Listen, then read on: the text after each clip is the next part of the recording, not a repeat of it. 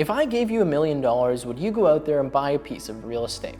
Now, I'm willing to bet that many of you would answer yes to that question, and although it seems like the obvious answer, this video is going to give you a little bit of a different perspective.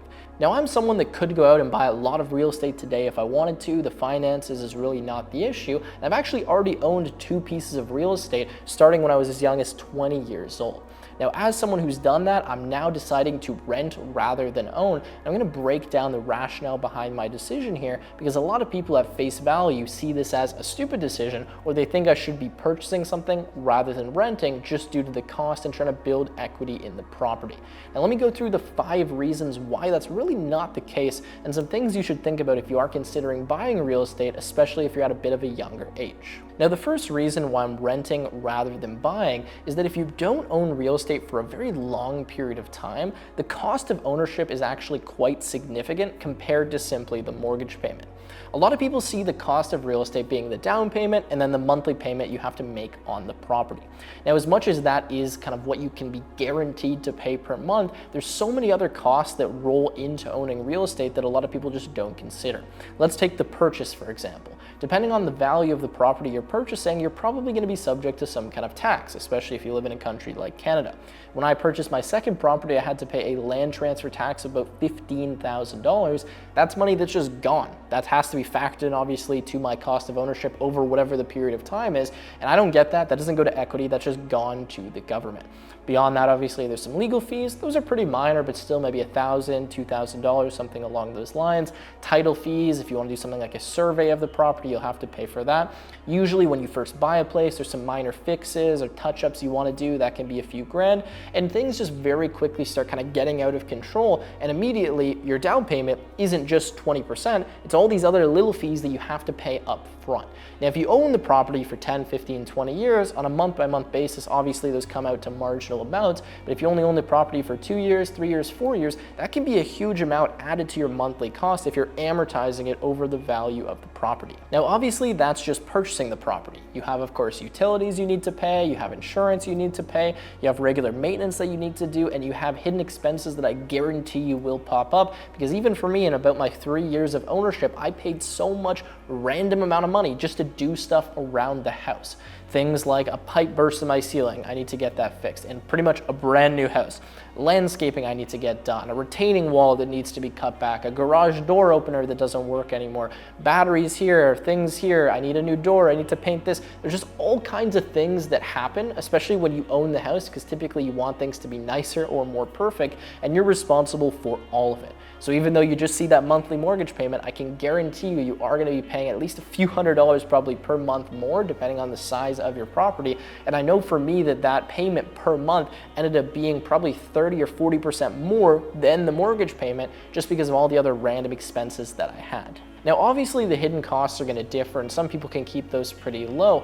But another thing I noticed about purchasing a property is that immediately your lifestyle starts to inflate. When you go from renter to buyer, you feel, more ownership over the place that you live in. And in that sense, I found that myself and a lot of other people start buying additional things to kind of match the lifestyle to the property that you own. Now, in my case, I owned houses. A lot of you, maybe you're going to be owning condos, so maybe it's less intense, but you want to fill all of this space. You want to get a nice new rug, you want to get some new carpets, you want to get some new towels, you want to do a new light fixture. Oh, this thing doesn't work, you need to fix that. Just very quickly you start buying a lot of different things, and I found I do that a lot more when I own a place rather than when I rent a place, and the lifestyle just starts to get inflated very, very quickly. You now go from someone who's maybe just paying that rent payment per month to now you have all these extra little things you need to purchase. I need a new garbage can, I need this, so I need to upgrade that. There's just more things that you need to buy, or at least that I found I wanted to buy when I owned a property, and that definitely increased the cost of ownership and was something that I didn't really like. It was getting more materialistic and wanted to do, all these modifications and cool things to this new place that I just bought.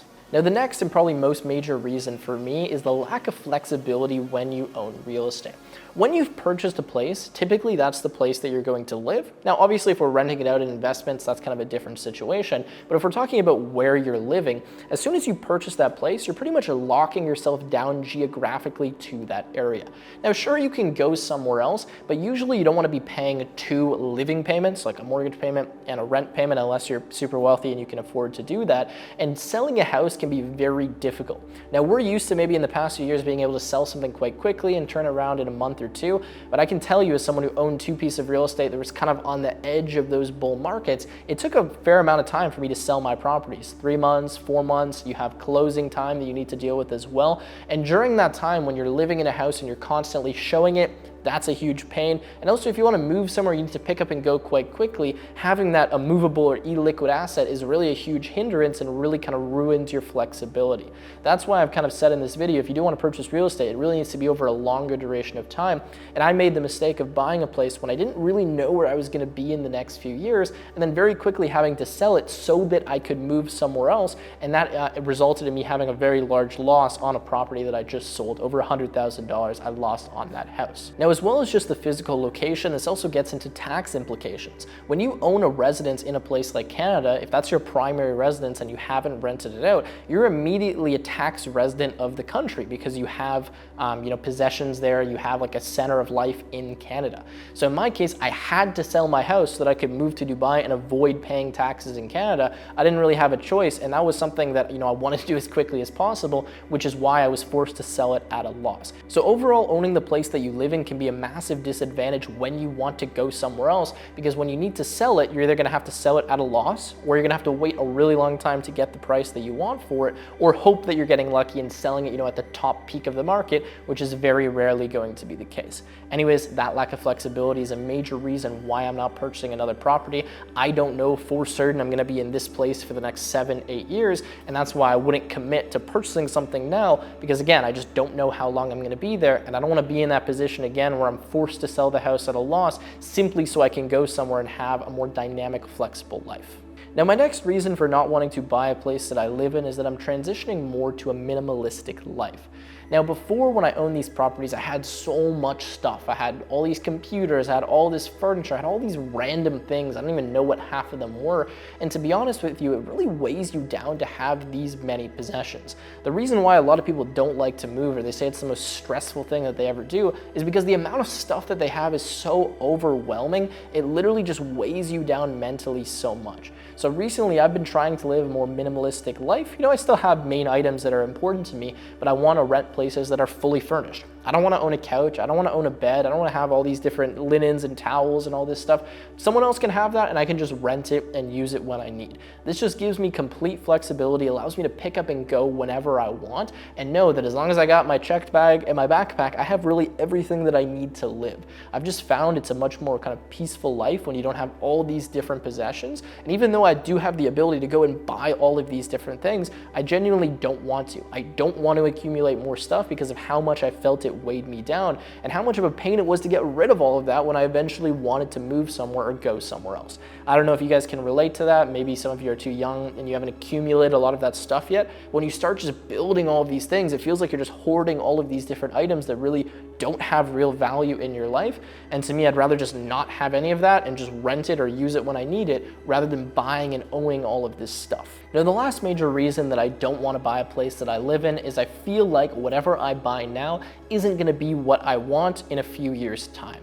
I'm currently single, I'm not married, I don't have kids, anything like that, and whatever type of property I'd purchase right now probably isn't the place I'd want to raise a family in, or a place I'd want to even live in the next 5 years. So if I'm buying a property now, I know that I'm going to want to sell it relatively soon, and that's just more of a reason to not buy it, because I don't want to again be put in that situation where I purchase this property and now a few years later I want to sell it, but it's not an ideal time to get rid of it and my flexibility is completely ruined. I'd rather wait till I get to a point where I can buy just exactly what I know I'm going to be happy with for the next few years, maybe more than that, 10 years, 20 years, etc. And then I could have more people living inside of than just myself, because I don't know what life is going to hold over the next few years for me. So that's kind of really the point of this video, or my realization. I had purchased 2 properties by the time that I was 23. I did did that kind of irrationally, not really thinking far to the future. And because of that, a lot of things changed in my life. I had to sell the properties and get rid of them, and I ended up moving to Dubai, where now I'm no longer a tax resident of Canada.